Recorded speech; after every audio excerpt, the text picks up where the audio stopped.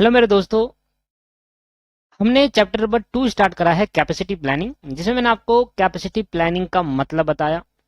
Capacity planning का हमने यहाँ से स्टार्ट करा था अपनी कैपेसिटी प्लानिंग चैप्टर 2 में। मैंने आपको मतलब बताया, मैंने मीनिंग बताया बहुत सिंपल लैंग्वेज में, एग्जांपल्स अलग अलग। कैपेसिटी प्लानिंग के अंदर कुछ आंसर्स के हम फाइंड आउट करते हैं कि भाई कितने टाइप्स की, ये बड़ा इंपॉर्टेंट था जो मैंने आपको डिस्कस करा था। फिर हमने कहा नीड्स क्यों जरूरी है, कैपेसिटी प्लानिंग इंपॉर्टेंस पड़ी थी। फिर हमने कहा भाई कितने टाइप्स ऑफ कैपेसिटी प्लानिंग होती है, वो पढ़ा था। हमने कहा भाई इफेक्टिव कैपेसिटी प्लानिंग के लिए क्या क्या होना जरूरी है, हमने ये पढ़ा। फिर हमने पढ़ा भाई मेजर कैपेसिटी को किस तरीके से मेजर करेंगे। अब हम स्टार्ट कर रहे हैं अपना नया टॉपिक, और आज की क्लास के अंदर चैप्टर नंबर 2 जिसे हम कैपेसिटी प्लानिंग कहा था वो खत्म कर देंगे, क्योंकि चैप्टर छोटा है। अब अगर अपने स्टडी मटेरियल में, हम स्टडी मटेरियल में चेक करेंगे तो आपको दिखा रहेगा कि चैप्टर बहुत छोटा है। तो हम ये चैप्टर को आज की क्लास में, फिर मैंने इस छोटे चैप्टर को मैंने बहुत डिटेल में कराया है। करीब 1.5 घंटा मैं एक चैप्टर पे दे रहा हूँ, 1 घंटा मैं पहले दे चुका। करीब आधा घंटा या 45 मिनट अब चले जाएगा। चैप्टर को स्टार्ट करते हैं, चैप्टर को खत्म करते हैं आज की क्लास के अंदर। अगली क्लास के अंदर एक नया चैप्टर सीखेंगे, वो क्या होगा आपको पता है, हम तो सीक्वेंस वाइज चल रहे हैं। ठीक है दोस्तों, चलो। दोस्तों वैसे तो अब इसके टॉपिक, इस चैप्टर के अंदर ज्यादा टॉपिक बचे नहीं है, तो आज की क्लास में कहाँ से चालू करेंगे, कैपेसिटी प्लानिंग डिसीजन से। तो हेडिंग डालेंगे capacity planning decision. Capacity planning decision, capacity planning decision. अच्छा, तो अगर आपको कैपेसिटी प्लानिंग का डिसीजन लेना हो तो वो किस तरीके से लिया जाएगा। तो कैपेसिटी प्लानिंग डिसीजन के अंदर क्या क्या एक्टिविटी इन्वॉल्व है, लिखना capacity capacity planning decision involves activity such as. अगर हमें कैपेसिटी प्लानिंग का डिसीजन की बात करनी है तो उसमें कौन कौन सी एक्टिविटी इन्वॉल्व है। सबसे पहले हमें क्या करना होगा, सबसे पहले हमें ये जानना पड़ेगा कि अभी तक जो फैसिलिटी चलती थी, एग्जिस्टिंग फैसिलिटी, उसको एसेस करेंगे, उसको देखेंगे उसमें कितनी कैपेसिटी की जरूरत थी। जैसे कि एग्जांपल, अभी तक हम 10,000 टीवी बनाया करते थे, 10,000 यूनिट टीवी बनाया करते थे। अभी तक 10,000 टीवी बनाने के लिए हमारे पास 10 लेबर की जरूरत थी। अभी तक 10 लेबर 10,000 टीवी बना लिया करता था एक महीने के अंदर। एक लेबर 1,000 टीवी एक महीने के अंदर बना लेता है। ठीक है सर। अब पहला जो हमारा स्टेप रहेगा, फर्स्ट डिसीजन लेने के लिए पहला जो हमारा स्टेप रहेगा, सबसे पहले हम देखेंगे कि अभी तक जो एग्जिस्टिंग फैसिलिटी हमारी चल रही है, एग्जिस्टिंग कैपेसिटी फैसिलिटी जो हमारी चल रही है, उसको एसेस करेंगे। उसमें देखेंगे कि अभी तक क्या है। जैसे कि एग्जांपल मैंने आपको बताया, जैसे कि हमारा अगर 10,000 यूनिट अभी तक बनाते थे, अब 20 बनाएंगे। तो पहले 10 जो बनाया उसमें एग्जिस्टिंग फैसिलिटी क्या थी, मतलब कितने वर्कर काम कर रहे थे, कितनी मशीनें काम कर रही थी, क्या क्या चीजें थी उसके अंदर, वो एसेस करेंगे उसको। तो लिखना assessing, assessing the capacity of existing facility. इसका मतलब मैंने सिंपली बताया कि अभी जो मैन्युफैक्चरिंग चल रही है उसके अंदर कितने लेबर, कितनी मशीन काम कर रही है, उसको एक्सेस करो, उसको देखो, उसको पहचानो, ऑब्जर्व करो कि कितनी अभी चल रहा है, फिर कितने की जरूरत होगी। सेकंड पॉइंट हमारा जो इसके अंदर है, पहले एसेस कर लेना कि जो एग्जिस्टिंग फैसिलिटी है उसकी कैपेसिटी क्या है, उसमें कैपेसिटी कितनी लगी हुई है। अगर 10,000 टीवी मुझे बनाने हैं एक महीने के अंदर, तो कितने वर्कर काम करेंगे, 100। हमने कहा भाई 10 20 कितने कितने अभी काम कर रहे हैं, 10 है। अभी मेरी कंपनी के अंदर 10,000 मैन्युफैक्चरिंग हो रही है, 10,000 टीवी का मैन्युफैक्चर हो रहा है। तो अभी मेरे करंटली 100 वर्कर काम करते हैं, जो कि सॉरी, हाँ चलो 100 बांट देते हैं, 100 वर्कर काम करते हैं तो 10,000 टीवी का मैन्युफैक्चरिंग कर देते हैं एक महीने के अंदर। अब अगर बात करें इसके बाद क्या होगा, फोरकास्ट करा जाएगा। Forecasting the long range, forecasting the long range, forecasting the long range future capacity needed, forecasting the long range future capacity needs. हम ये फोरकास्ट करेंगे, सेकंड पॉइंट में हम ये फोरकास्ट करेंगे। देखो एक प्रोसेस है, एक तरीका है, डिसीजन लेने का एक तरीका है। चलो पहले मैं लिख देता हूं, फिर मैं आपको समझाऊंगा एक घंटा। ठीक है, तीसरा पॉइंट लिखना, identifying and analysing identify and analyzing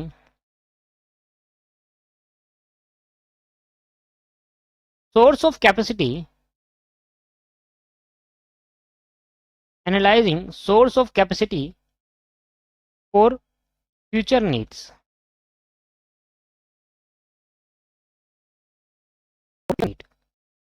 इसके बाद needs फोर्थ पॉइंट पे आना sir, evaluating the alternative sources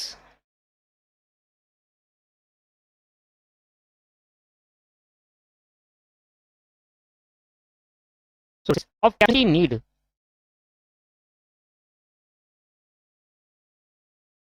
on based of financial consideration, on based on capacity need based on,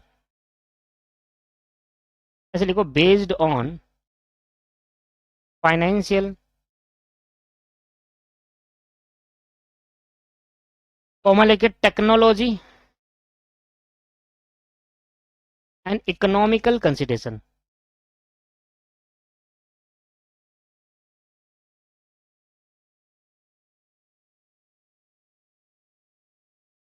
sir selecting capacity,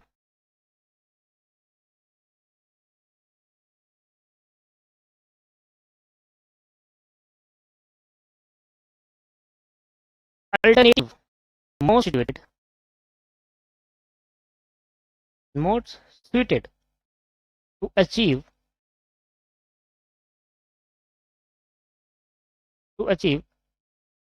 the mission of the firm, to achieve the mission, simple language में the mission of the firm, या goal लिख लो। तो अगर आपको एक सही capacity planning decision लेना है तो आपके पास 5 स्टेप है जहां पर आप सही तरीके से डिसीजन ले पाओगे। सबसे पहला स्टेप क्या है? सबसे पहला आपके पास स्टेप है कि आप सबसे पहले एग्जिस्टिंग फैसिलिटी को इवेल्युएट करो, एसेस करो। उसमें देखो कि अगर जैसे कि मान लेते हैं कंपनी है, मैं पूरा एग्जांपल के समझाता हूं। एक कंपनी है, मान लो एबीसी लिमिटेड एक कंपनी है जो कि 1000 टीवी का मैन्युफैक्चरिंग करती है, 10,000 टीवी का मैन्युफैक्चरिंग करती है इन 1 मंथ, एक महीने में 10,000 टीवी का मैन्युफैक्चरिंग करती है। और इसको 10,000 टीवी को मैन्युफैक्चर करने के लिए 100 वर्कर की जरूरत है, नीडेड। ऐसे लिखो 100 worker working currently, 100 worker working currently to manufacture 1000 TV, to manufacture 1000 TV. क्या मतलब? मतलब ये नहीं, एग्जांपल एबीसी लिमिटेड को 1000 टीवी एक महीने के अंदर मैन्युफैक्चर करना है।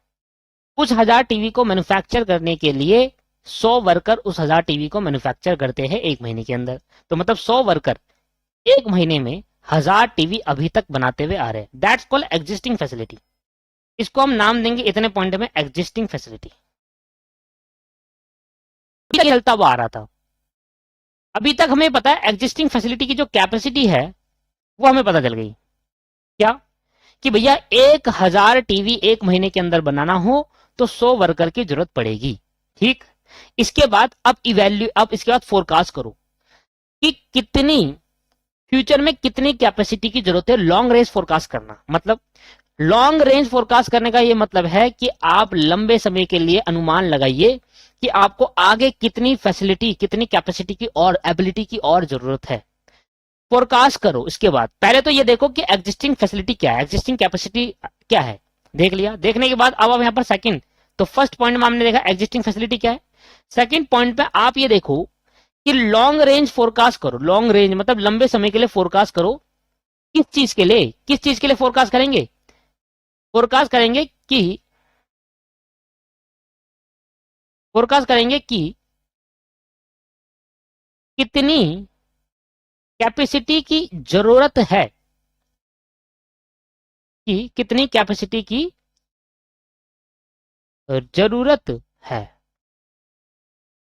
कि भाई अगर मान लेते हैं कि डिमांड बढ़ती है, अब 1000 टीवी भी बनाते हैं, मान लेते हो कुछ 1 साल बाद, 2 साल बाद, 3 साल बाद, या जब भी अगले साल 5000 टीवी बनाने का ऑर्डर आ जाए, 5000 टीवी की डिमांड आ जाए, तो लॉन्ग रेंज फोरकास्ट करो कि हमें लगता है कि अगले साल हमारे पास 5000, या अगले महीने, या अभी 1 महीने का 1000 टीवी बनाते हैं, तो अगले महीने 5000 टीवी का मैन्युफैक्चरिंग करने का ऑर्डर मिल सकता है, डिमांड आ सकती है। ये हो गया शॉर्ट टर्म।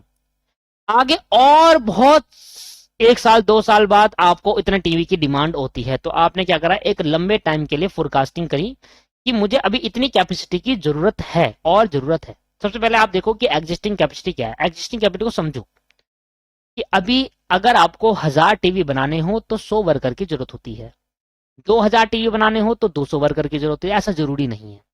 2000 टीवी बनाने होते हो तो कम लेबर भी चल सकते हैं, ज्यादा भी हो सकते हैं। ये डिपेंड करता है कि वो जो लेबर है बाकी 100, वो कितने तरीके से काम, वो उसी वे में काम कर रहे हैं जिस वे में 100 कर रहे हैं। अगर आप ये सोच रहे, अगर आप ये कह रहे हो कि 100 वर्कर 1000 टीवी 1 महीने में बनाते हैं, और 200 वर्कर, अगर 2000 टीवी बनाने हो तो 200 वर्कर चाहिए, तो इसका मतलब आप ये मान कर चल रहे हो कि जो अगले 100 होंगे वो पिछले 100 जैसा ही काम करेंगे। ऐसा जरूरी नहीं है ना भाई, ये भी तो जरूरी है। ये भी तो हो सकता है कि अगले 100 पीछे वाले 100 से और अच्छा काम करे, उसने 1000 की जगह 1200 टीवी बना दिए, या बेकार काम करे 1000 की जगह 800 करा दिए। तो पहले एग्जिस्टिंग फैसिलिटी को, कैपेसिटी को ये देखो, एग्जिस्टिंग फैसिलिटी में कितनी कैपेसिटी है की जरूरत पड़ रही है। हमें लिख रहा है कि भाई 100 वर्कर चाहिए और 1000, फिर कॉस्ट कास्ट करो आप कि अभी और कितनी कैपेसिटी की जरूरत है। लॉन्ग रेंज लिखा है, शॉर्ट टर्म फोरकास्ट भी कर सकते हो, ऐसा जरूरी नहीं है। लॉन्ग रेंज इसमें लिखा हुआ है आपके पास स्टडी मैट में, तो आप शॉर्ट में भी कर सकते हो, ऐसा जरूरी नहीं है लॉन्ग में ही करना है। आपको अगले महीने की चाहिए, 2-3 महीने की फोरकास्टिंग करिए, कर लो। 2-3 महीने में लगता है भाई ऑर्डर अच्छा आएगा, डिमांड अच्छी आएगी, तो आपको लगता है इतनी कैपेसिटी की जरूरत होगी। सेकंड पॉइंट में आपने फोरकास्टिंग करी कि कितनी कैपेसिटी की हमें जरूरत है। अब मान लेते हैं कि आपने फोरकास्ट करके क्या निकाला, फोरकास्ट करके आपने निकाला कि आने वाले टाइम में हमारे को 10,000 टीवी की डिमांड इंक्रीज होगी, 10,000 टीवी की डिमांड आएगी। अब ये आपने फोरकास्ट करा कि 10,000 टीवी की डिमांड आएगी, तो यहां पर सबसे पहले तो आपने देखा कि यार 1000 टीवी अगर बनाने हो तो 100 वर्कर बनाएंगे और 1 महीने में बन जाएगा। ये होगी एग्जिस्टिंग फैसिलिटी फोरकास्ट, और एग्जिस्टिंग फैसिलिटी की कैपेसिटी कि अभी तक 1000 टीवी 100 वर्कर 1 महीने में बना देते हैं। ये चल रहा है अभी। अब फोरकास्ट करा तो हमें लग रहा है कि आने वाले टाइम में हमें 10,000 तक की डिमांड मिल सकती है, तो उसके अंदर कैपेसिटी भी बहुत चाहिए। तो अब ये सोचो कि अगर हमें इतनी क्या, अब 10,000 टीवी है तो ऑन एन अप्रोक्स वर्कर की कैपेसिटी कितनी चाहिए बताओ। सिर्फ भी वर्कर से रिलेटेड बात कर रहा हूं, अभी किसी मशीन से रिलेटेड बात नहीं कर रहा। वर्कर कैपेसिटी अभी कितनी चाहिए बताओ। ऑन एन अप्रोक्स अगर 100 वर्कर 1000 टीवी बनाते हैं 1 महीने के अंदर, तो 10,000 टीवी अगर 1 महीने में बनाना हो, 10,000 टीवी की डिमांड अगर 1 मंथ में बना करनी हो पूरी, तो आप मुझे बताओ कितने वर्कर की जरूरत पड़ेगी। 1000 वर्कर की, 1000 वर्कर की जरूरत पड़ेगी ना। 100 अगर 1000 बना रहे हैं तो 200 कितने बनाएंगे, 200 आपके पास 2000 बनाएंगे। ऐसे ही 1000 कितने बनाएंगे, एक 10,000 बनाएंगे। तो ऑन एन अप्रोक्स ले लिया, ऑन एन अप्रोक्स बेसिस पे ले लिया। ये तो कंपनी इवैल्यूएट करेगी, हमने तो ऐसे मान लिया कि भैया हमें 1000 वर्कर की कैपेसिटी चाहिए। अगर हम 1 महीने में 10,000 टीवी बनाना चाहते हो, या तो आप ऐसे करो कि 100 वर्कर ही काम करने दो, ये 1 महीने की जगह 10 महीने कर दो, बात बराबर है ना। क्योंकि अगर 1 महीने में 1000 टीवी बनते हैं 100 वर्करों से, वर्कर ना बढ़ाकर क्या करो, महीने बढ़ा दो। पर अभी मैं महीने नहीं बढ़ा रहा, अभी मैं कह रहा हूं कि एक ही महीना है, 10,000 की डिमांड की फोरकास्टिंग मुझे लग रही है आने वाले टाइम पर। तो बताओ कितनी कैपेसिटी की जरूरत पड़ेगी वर्कर की। आपने कहा 1000 वर्कर की जरूरत पड़ेगी। अब 1000 वर्कर की जरूरत पड़ेगी। अब आपने कहा भाई जो कैपेसिटी हमें चाहिए फ्यूचर में मुझे 1000 वर्कर की जरूरत पड़ने वाली, कंपनी की ग्रो होने वाली, कंपनी की 10,000 डिमांड आएगी 1 महीने का, ऐसा लग रहा है हमें। हमने फोरकास्ट करा है कि फ्यूचर में हमारी 1000 से, अभी 1000 डिमांड चलती है ना, फ्यूचर में 10,000 पहुंच जाएगी 1 महीने के अंदर। तो हमें फ्यूचर के अंदर 10,000 वर्कर की जरूरत है। एक टाइम पे 1000 वर्कर हमें काम कराने पड़ेंगे, तभी हम 10,000 की डिमांड पूरी कर सकते हैं फ्यूचर में, अभी नहीं, फ्यूचर में। फोरकास्टिंग किसके लिए होती है, फ्यूचर के लिए। सेकंड पॉइंट में हमने ये जाना कि कितनी कैपेसिटी की जरूरत है फोरकास्ट करके सबसे पहले हमने निकाली डिमांड कि कितनी डिमांड बढ़ सकती है आने वाले टाइम पर। हमने कहा 1 महीने में 10,000 की टीवी की डिमांड आ सकती है। तो हमने देखा कि अगर 10,000 टीवी की डिमांड से, तो कम से कम हमें 1 महीने के अंदर 1000 वर्कर को काम करवाना पड़ेगा। 1000 वर्कर की कैपेसिटी की जरूरत है, तभी हम तभी हम दोस्तों कितना करेंगे, तभी हम 10,000 टीवी बना पाएंगे एक महीने में, अपनी डिमांड को पूरी कर पाएंगे। अब आपने फर्स्ट पॉइंट में एग्जिस्टिंग फैसिलिटी को आपने क्या कर लिया, फर्स्ट पॉइंट पे एग्जिस्टिंग फैसिलिटी को आपने क्या करा, एसेस करा, देखा कि अभी क्या चल रहा है, 100 वर्कर 1000 टीवी एक महीने में बना देते हैं। फिर आपने देखा कि आने वाले टाइम में फोरकास्टिंग करा कि आने वाले टाइम पे हमारे महीने में, एक महीने में 1000, आज 1000 है ना, फ्यूचर में हम कंपनी ग्रो करेगी तो एक महीने में 10,000 की डिमांड आएगी। अलग अलग जगह पे फैलेंगे हम, अभी हम एक स्टेट पे है, अभी पूरी इंडिया में फैलेंगे तो हमारी डिमांड भी बढ़ेगी। ठीक है, अच्छा, तो उस वर्करों, उस टीवी को बनाने के लिए, उस टीवी को बनाने के लिए अगर 100 वर्कर को 1000 टीवी मिलते, 100 वर्कर 1000 टीवी बनाते हैं तो हमें 1000 वर्कर चाहिए 10,000 टीवी बनाने के लिए, तो हमें 1000 वर्कर की जरूरत पड़ेगी। आपने जरूरत निकाली, आपने नीड निकाली कितनी कैपेसिटी की जरूरत है। जब आपको ये पता चल जाएगा कि कितनी कैपेसिटी की आपकी जरूरत है तो तब तीसरे पॉइंट पे जाना, तीसरे प्रोसेस स्टेप पे जाना, फिर आप कैलकुलेट करना। फिर आप क्या, ये आपको उतारना है जिस तरीके से मैं आपको उतारवा रहा हूं, फिर आपको कैलकुलेट करना है, आइडेंटिफाई करना है। क्या आइडेंटिफाई करना है, पहले लिख लूं, identifying and analyse, identify analysing. अच्छा, आइडेंटिफाई और एनालिजिंग क्या करना है, क्या आइडेंटिफाई करना और क्या एनालाइज करना है हमें, कि किस तरीके से फ्यूचर की कैपेसिटी को जो हमें चाहिए वो कहां से आएंगे, 1000 वर्कर कहां से लाएंगे भाई, सोर्स कहां होगा, ये आइडेंटिफाई करो सोर्स, कि हम 1000 वर्कर जो हमें चाहिए वो कहां से आएंगे। सोर्स मतलब लिख देता हूं हिंदी में, जो 1000 वर्कर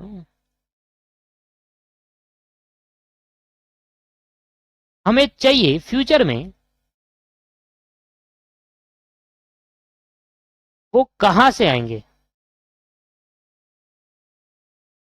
तो 1000 वर्कर हमें फ्यूचर में चाहिए वो कहां से आएंगे, इसलिए आइडेंटिफाई करो, पहचानो कि यार कुछ यहां से ले सकते हैं, कुछ हम आपके पास एक स्टेट से ले सकते हैं, इतने वर्कर हम इस स्टेट से, इतने वर्कर इस स्टेट से बुलाएंगे, इतने वर्कर इस स्टेट से। तो ऐसे करके एनालाइज करा कि हाँ, कि हम 1000 वर्कर जो हमें फ्यूचर में चाहिए। देखो हम फ्यूचर की बात अभी क्यों कर रहे हैं, क्योंकि कैपेसिटी प्लानिंग क्या कहता है भाई, फ्यूचर में अगर फ्यूचर को जो काम कर रहे हो, फ्यूचर में जो काम करोगे, अगर उसको पहले डिसाइड नहीं करा तो प्लानिंग कैसे करी। तो हम प्लान कर रहे हैं अभी कि फ्यूचर में अगर इतना होगा तो हम इतने चीजें, इस तरीके से हम 1000 वर्कर को कलेक्ट करेंगे। अब हमने आइडेंटिफाई करा कि 1000 वर्कर जो हमें चाहिए फ्यूचर में वो कहां से आएंगे, सोर्स क्या होगा उनका। फोर्थ पॉइंट पे आप जाना, फोर्थ पॉइंट पे आप जाना दोस्तों, आपने सोचा, देखो फोर्थ पॉइंट कहता है इवेल्युएट करो, इवेल्युएट किस तरीके की, कि जो 1000 वर्कर की जरूरत है वो कहां कहां से लाओगे। आपको बताया कि भाई हम अलग अलग स्टेट से लेकर आएंगे। हमने कहा भाई हम लेकर आएंगे दिल्ली से, हमने कहेंगे यूपी से,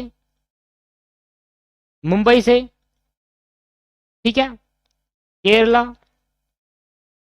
और सारी जगह है, और भी बहुत सारे स्टेट्स है, जैसे कि आपके पास हरियाणा, ठीक है, और आपके पास मध्य प्रदेश, एमपी से। तो बहुत सारे स्टेट है, आपने सभी जगह को देखा यार कहाँ का। फिर आपने इवेल्युएट करा, इवेल्युएट क्या करा कि हमें 1000 वर्कर चाहिए यहाँ प्लेस से, किस प्लेस से ले, हमें 1000 वर्कर यहां से मिल सकते हैं, हमें दिल्ली से मिल सकते हैं, यूपी से, मुंबई से, केरला से, हरियाणा से, एमपी से, है ना, उत्तराखंड से, ठीक है, जहां मैं रहता हूं। चलो, अब आपको ना यहां पर इवेल्युएट करना है, ये आपके पास अल्टरनेटिव्स आ गए, ये क्या है सारे के सारे, ये सभी आपके पास अल्टरनेटिव है। यहाँ पर 1000 वर्कर हर स्टेट से मिल सकते हैं, ये आपके पास क्या आ गए, बहुत सारे अल्टरनेटिव्स आ गए। अब आप दिल्ली से 1000 वर्कर लेकर आओगे तो एक वर्कर 500 रुपए की रोज की दिहाड़ी लेगा, रोज का वेजेस। अगर आप यूपी से लेकर आते हो तो एक वर्कर 600 की लेगा। आपने इवेल्युएट करा, आपने इवेल्युएट करा on the basis of financial, financial के बेसिस पर, आप इकोनॉमिकल, भाई आप उतना पे कर पाओगे या नहीं कर पाओगे, है ना, फाइनेंशियल कंसीडरेशन के बेसिस पर आपने क्या करा, इवेल्युएट करा। अल्टरनेटिव आपके बहुत सारे, हम 1000 वर्कर आप काफी जगह से ला सकते हैं। आपने इवेल्युएट करना चालू करा, आपने देखा कि भाई कहां कहां से, यहाँ एक वर्कर 500 का मिल जाएगा, यहाँ एक वर्कर एक दिन में 600 ले रहा है, यहाँ 550 ले रहा है, यहाँ अब बहुत कम ले रहा है, हरियाणा में बहुत कम हो रहा है 450। तो हमने देखा यार कौन सी ऐसी जगह ज्यादा कम भी नहीं देखी, वो भी नहीं करेंगे, फाइनेंशियली कंडीशन के हिसाब से हम अपने वर्कर को इवेल्युएट करेंगे, और जो सबसे बेस्ट होगा, पांचवा point, select the best alternative. आपको लग रहा है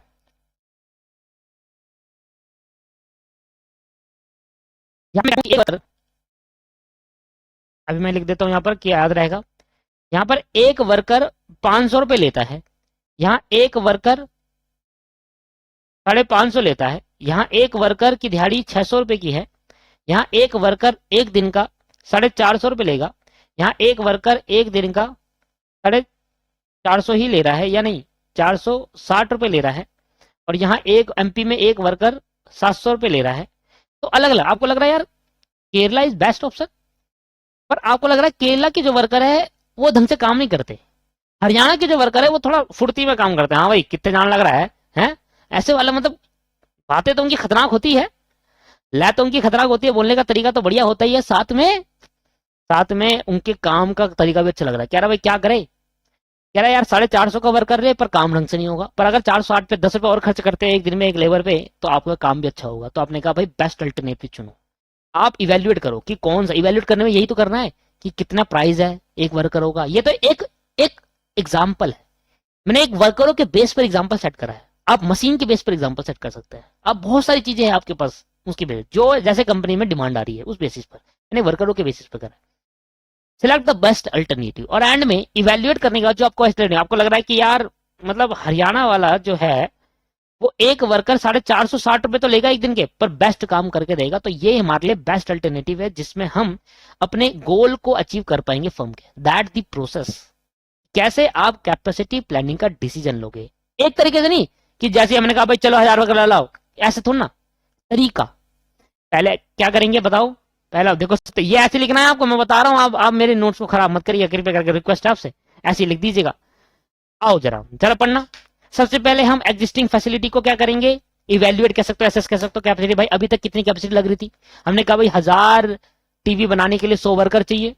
फिर हमने कहा भाई ये 10,000 टीवी की डिमांड आएगी एक महीने के अंदर, तो हमें कम से कम 1000 वर्कर चाहिए एक टाइम पे। फिर हमने आइडेंटिफाई करा, एनालाइज करा कि कहां से ये 1000 वर्कर ढूंढे, हमने कहा अलग अलग स्टेट से मिल गए। अब मिल तो गए पर हर वर्कर को लेना तो बेकार है, आपने फिर इवेल्युएट करा कि कौन सा हमारे लिए बेस्ट रहेगा, और जो हमारे लिए बेस्ट रहेगा उसको सेलेक्ट कर लो और इंप्लीमेंट कर दो, और यही आपके पास क्या है, आपके प्रोसेस है। तो सबसे पहले क्या करेंगे, एग्जिस्टिंग फैसिलिटी को इवेल्युएट कर लो या एसेस कर लो कि अभी तक क्या करंट में चल रहा है। फिर फोरकास्टिंग करो कि फ्यूचर में कितनी कैपेसिटी की जरूरत है। फिर कैपेसिटी जो आपको जरूरत है उसको किस तरीके से आप आइडेंटिफाई करोगे, एनालाइज करोगे, और सोर्स कहां से आएंगी वो कैपेसिटी, कहां से कैपेसिटी इधर मैंने क्या माना वर्कर्स का, अभी कहां से आएंगे वो वर्कर, वो अलर्ट करो। फिर सारे अल्टरनेटिव ढूंढो कि भाई कितने अल्टरनेटिव हमारे पास, कि फाइनेंशियल, टेक्नोलॉजी या इकोनॉमिकल के बेसिस पर आप क्या करो, इवेल्युएट करो, और जो इसमें से आपको बेस्ट लगे उसको सेलेक्ट कर लो। Select a capacity alternative most situated to the achieve the goal. जो आपको लगता है कि हमारे फर्म के अंदर, जैसे मैंने कहा हरियाणा वाले लेबर जो वर्कर जो होंगे वो 460 रुपए में एक दिन का काम कर देंगे, पर बहुत अच्छे से करेंगे, थोड़ा 10 रुपए महंगा होगा केरला से पर बढ़िया, बाकी तो महंगे ही, उनको तो छोड़ ही दो। तो उस तरीके से आप इवेल्युएट करो, और जो आपको लगता है कि आपके गोल को अचीव कर पाए उस तरीके से आप सेलेक्ट करो। That's called capacity planning decision. क्या समझ में आया कॉन्सेप्ट? तो जब आप ये 5 पॉइंट लिखोगे ना, तो ये 5 पॉइंट तो लिखना है पेपर में, और इसको समझने के लिए आप ये मेरा एग्जाम्पल उतारना पूरा का पूरा, ये एज इट इज उतार देना आपको याद करने में आसानी रहेगी। अच्छा, बेस्ट अल्टरनेटिव सेट करेंगे जो कि हमारे जो गोल को, हमारे फ्यूचर फर्म के गोल को क्या करेगा, अचीव करेगा। ठीक है सर, क्लियर है या नहीं है? यस सर, यहां तक मुझे आपको बात समझ में आ गई। देखो मैं चाहता तो आपको बहुत जल्दी में समझा सकता हूं, पर उसका कोई फायदा नहीं है, क्योंकि देखो एक बार पढ़ो, अच्छे से पढ़ो, है ना। हम एक बार अगर हम चीजों को समझते हैं तो अच्छे से समझ लीजिए, बढ़िया हो जाएगा हमारे लिए। तो एक बार अगर पढ़ेंगे तो बढ़िया तरीके से पढ़ ले तो वो बेटर है। तो अगर मैं इसमें 1 घंटा लगा दूं, भले मेरी आधे घंटे की क्लास है, मैं 1 घंटा लगा देता हूँ और अच्छे समझा देता हूँ, आराम से समझा देता हूँ। वैसे आप स्पीड से देखोगे, मुझे पता है कोई स्टूडेंट है जो नॉर्मल स्पीड से देखता नहीं, अपनी स्पीड तो बढ़ाता ही है। ठीक है, तो दिया भी इसलिए जाता ऑप्शन कि अगर उसको लग रहा है कि यार मैं थोड़ा जल्दी समझ पाऊँ, समझ भी लूंगा और जल्दी भी हो जाएगा, तो अच्छा भी, सही भी है। ठीक, मैं कह रहा हूं कि देखो भले ही मैं 1 घंटा लगा दूं दोस्तों, पर इससे आपको समझ में जरूर आएगा, अच्छे से क्लियर हो जाएगा। आधे ही घंटे की क्लास है, 1 घंटा लगा दिया, मैं 4 लाइनें हवा में बता सकता था, क्या लिखने की जरूरत थी मुझे। पर मैं लिखा इसलिए क्योंकि आप भी लिखो, आप लिखोगे, मैंने लिखा, वो आप लिखोगे, जब आप इसको दोबारा रिवाइज करोगे तो मेरी बातें याद नहीं आएगी, क्लास देखने में अपना टाइम वेस्ट नहीं करोगे। क्या करोगे, दोबारा उस नोट्स को लोगे, वहां पढ़ोगे, अच्छा ये एग्जाम्पल बताया था, इससे आपको याद करने में आसानी रहेगी, है ना। चलो आगे बढ़ते हैं मेरे भाई और बहन। तो हमारा जो नया कॉन्सेप्ट हम सीखने जा रहे हैं वो है factor affecting factors affecting determination of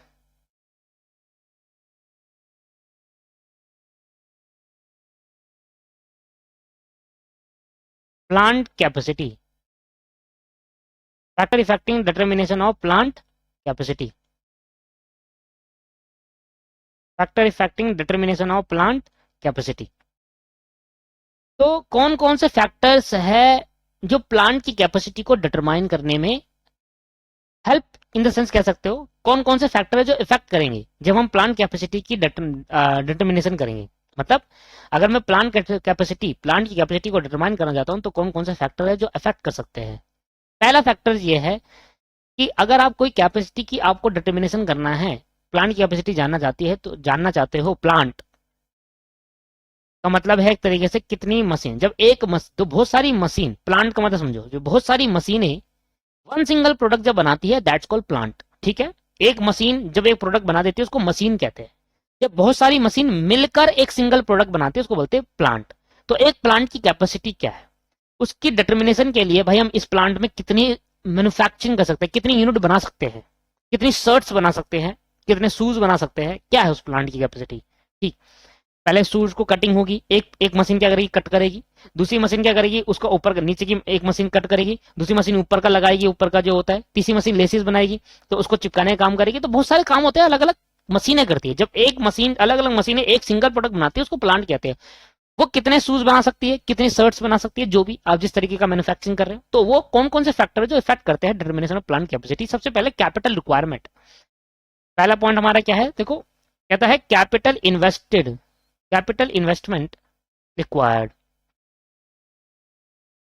capital investment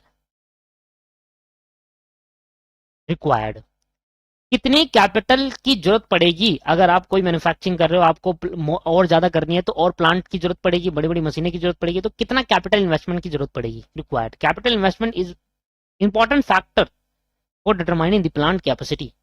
भाई जितना आप बड़ी मशीनें, बड़ी प्लांट लगाओगे उतने आपकी मैन्युफैक्चरिंग हो रही। बड़े प्लांट लगाने के लिए बड़ा इन्वेस्टमेंट चाहिए। दूसरा, अगर आप प्रोडक्ट में चेंजमेंट करते हो, change in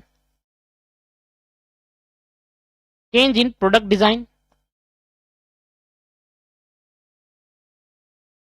change in product design, process design, change in product design, process design, change in product design, process design, market condition,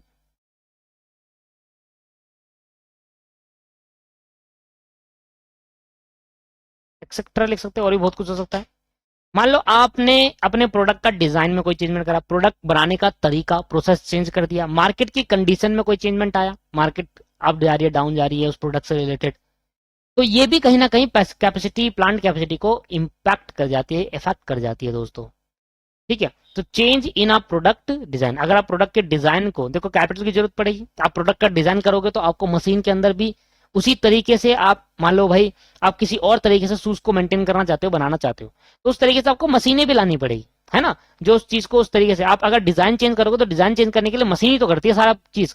भाई अगर आप फोन बनाना चाहते हो तो फोन का डिजाइन जिस तरीके से हो, मशीन को उस तरीके से बनानी पड़ेगी ना, उस तरीके से करना पड़ेगा भाई। ये जैसे आपने देखा कभी पीओपी होती है, पीओपी, अगर आपने पीओपी होते हुए देखा है तो हम कहते हैं भाई हमें ये वाला डिजाइन चाहिए। अभी कभी घर पे कभी पीओपी पीओपी करवाते हो तो आप कहते हो कि भाई फॉल सीलिंग करवाते हो, जो भी करवाते हो, तो पीओपी का मैं एग्जांपल देता हूं कि अगर आप अपने छत की वॉल में अगर पीओपी करवाते हो तो आप अलग अलग डिजाइने देखते हैं। आप कहते हो भाई मेरे पे ये डिजाइन है, मेरा ये डिजाइन है, मेरे को ये बना कर दो। तो वो क्या करते हैं, डिजाइन बनाने के लिए ना अपना एक वो लेते हैं टूल्स, जिससे वो बनता है, वो बनाते हैं फट्टे से, जिससे वो कटिंग करते हैं, उससे बनाते हैं। तो हर एक डिजाइन में अलग अलग कटिंग होती है। तो ऐसी मशीन का भी है दोस्तों। जब आप प्रोडक्ट का डिजाइन चेंज करोगे, प्रोसेस चेंज करोगे, तो उस तरीके से मशीनें भी चेंज करनी पड़ेगी आपको। तो वो इफेक्ट डाल देता है कैपेसिटी प्लानिंग के अंदर। ठीक है दोस्तों, क्लियर आ रहा नहीं हो रहा समझ में? Yes sir.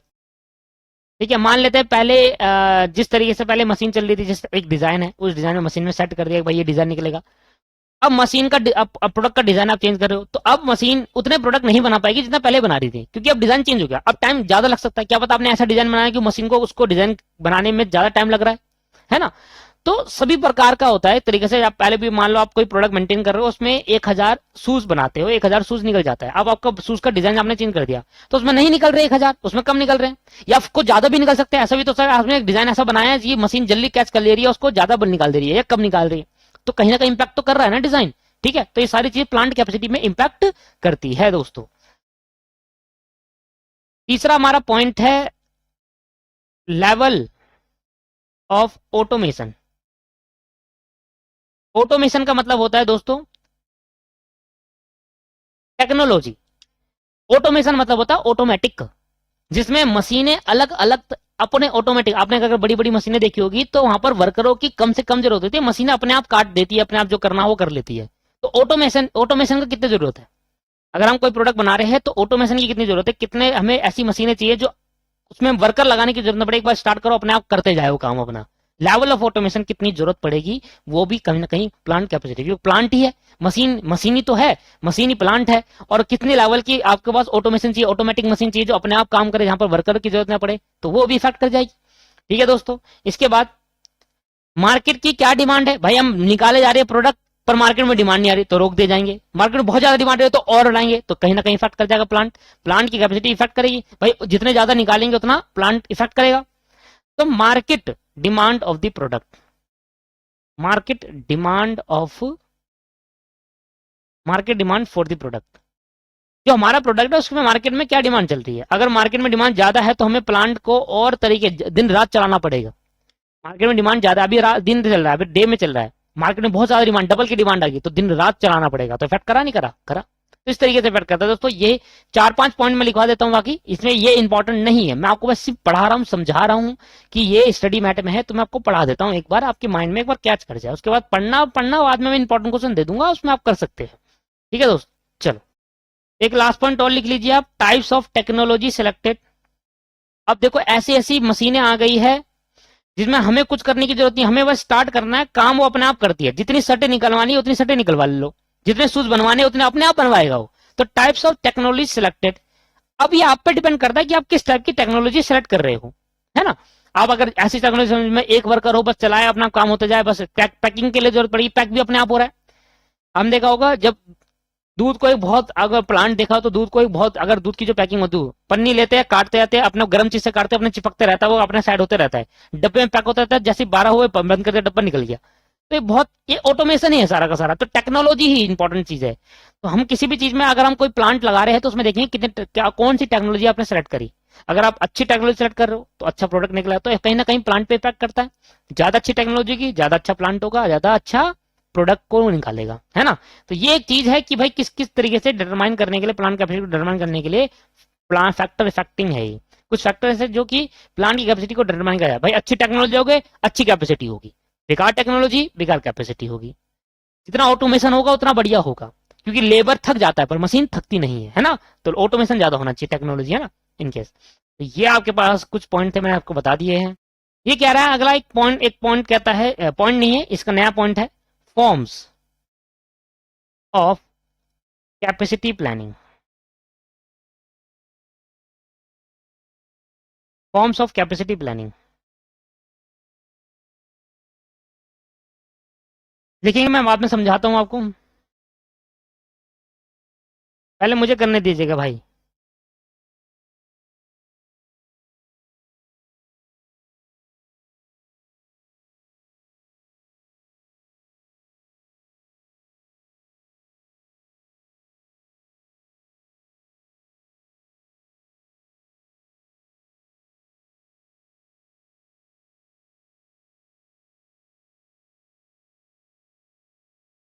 Based on, based on time,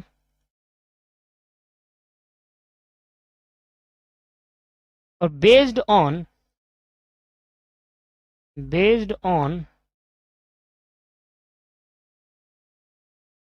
amount of resources,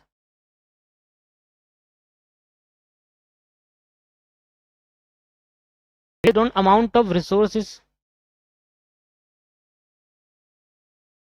amount of resources employed,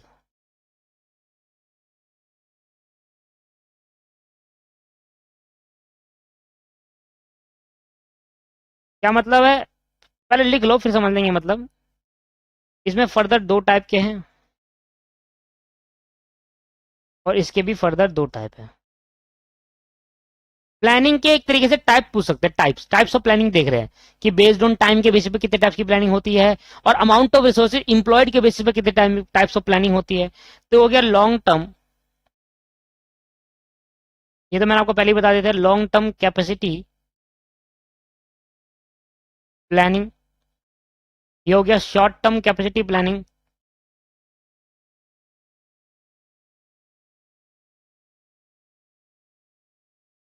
based on the amount of resources employed, इसका मतलब है फाइनाइट कैपेसिटी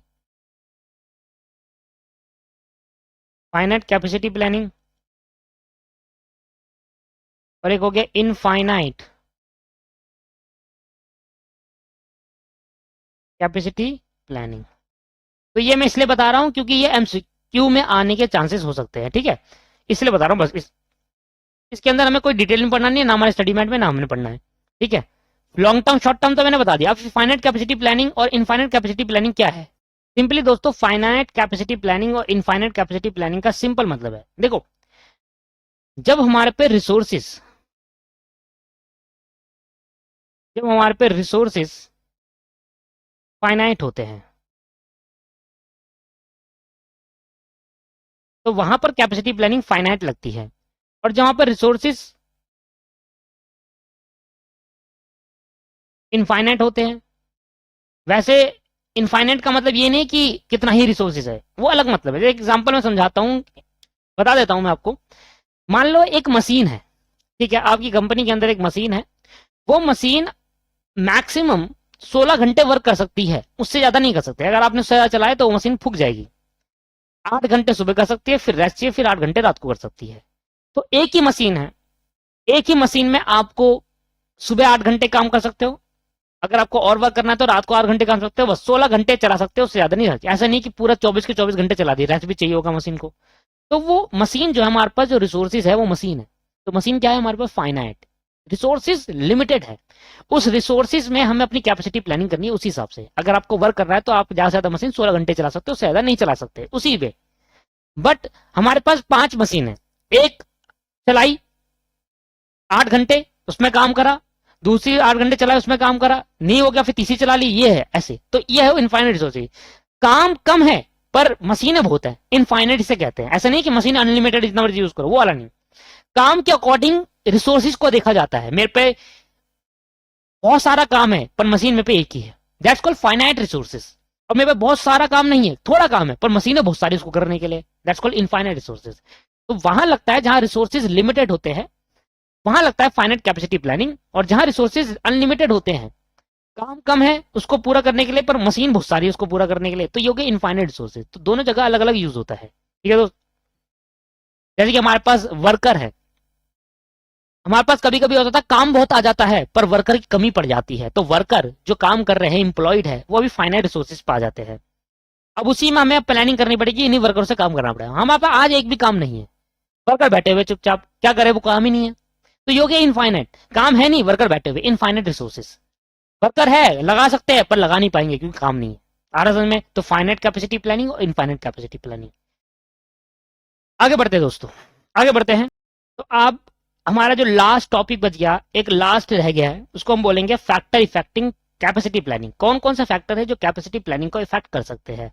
तो एक लास्ट टॉपिक और उसके बाद चैप्टर खत्म। फैक्टर आप स्टडी मैट में जाकर चेक कर सकते हैं।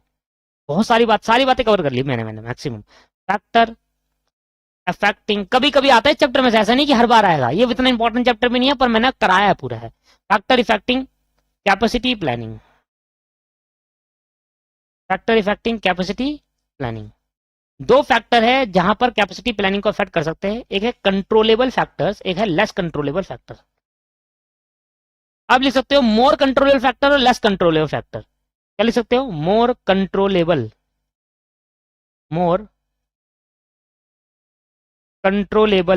कंट्रोलेबल फैक्टर,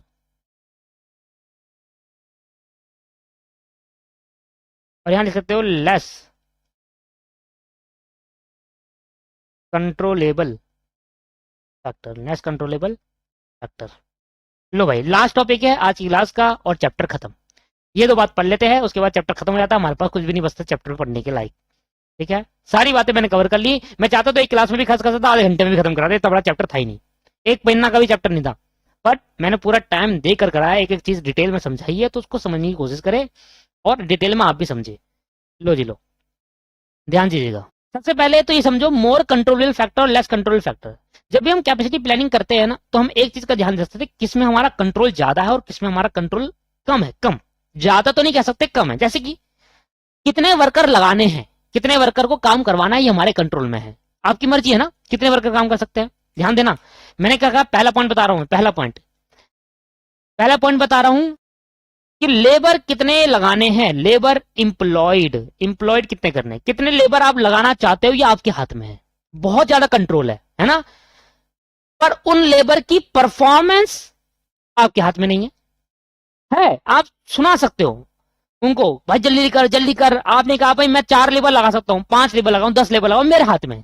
मैंने 4 लेबर लगा दिए। अब ठीक है, मेरे हाथ में 4 लेबर था, मैंने 4 लेबर लगा दी, मेरी मर्जी, मैं 4 लगाऊं, 5 लगाऊं, 6 लगाऊं, मेरे मोर कंट्रोलेबल फैक्टर्स। लेबर को लगाना, लेबर को काम पे लगाना, मोर कंट्रोलेबल फैक्टर्स। मैं कितने लगाऊं मेरी मर्जी। पर उन लेबर को जो मैंने काम पे लगा, उनकी परफॉर्मेंस कैसी स्पीड में लाऊं, ये मेरे हाथ में नहीं है लेस है। मैं उनकी जान नहीं ले सकता, उनको बस सुना सकता हूं कि करता क्यों नहीं है काम, ढंग से क्यों नहीं कर रहा, ये है वो है करके सुना सकता हूं। तो जैसा वो काम करेंगे, कितना ही सुना लो। जो लेबर काम करेगा ही नहीं, वो करेगा ही नहीं। ऐसे तो नहीं हर लेबर स्पीड से काम कर रहा है, मैक्सिमम कैपेसिटी से काम कर रहा है, नहीं। Less labour performance. तो लेबर को इंप्लॉयमेंट देना ये मोर कंट्रोलेबल है, हमारे हाथ में, हमारी मर्जी है।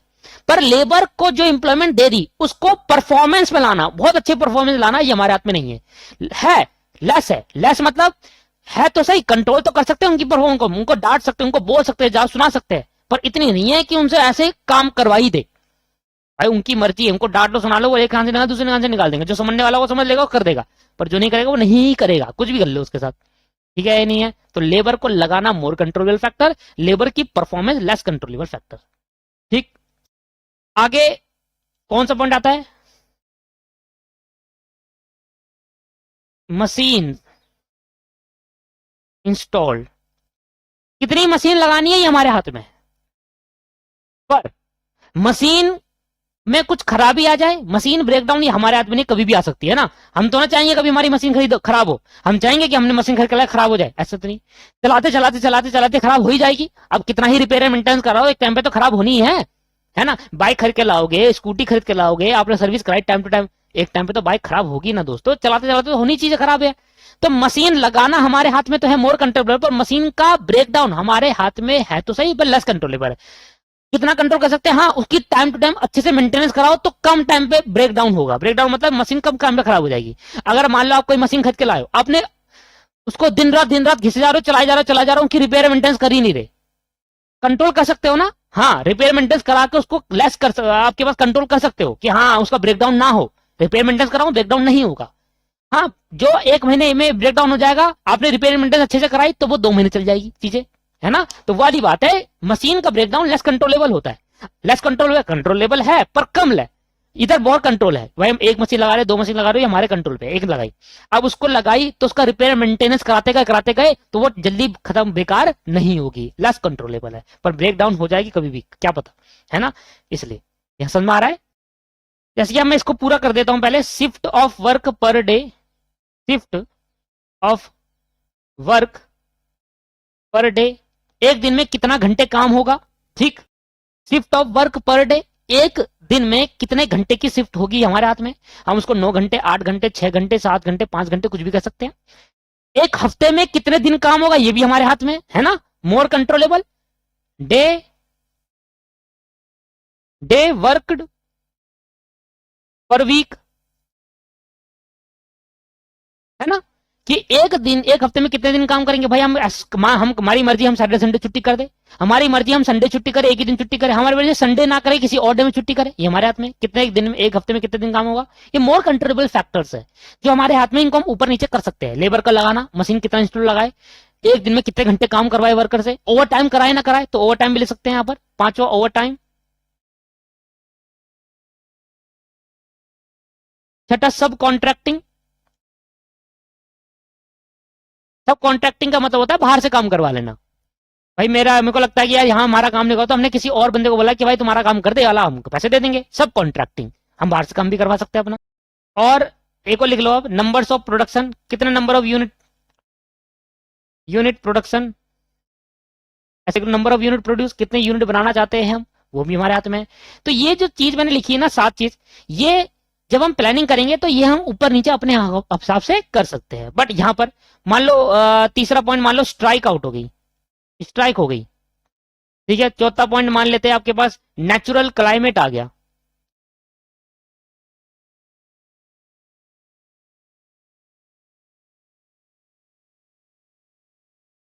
भूकंप आ गया, बाढ़ आ गई, कुछ भी हो सकता है, नेचुरल क्लाइमेट आ गया, है ना। ये हमारे हाथ में है क्या? नहीं।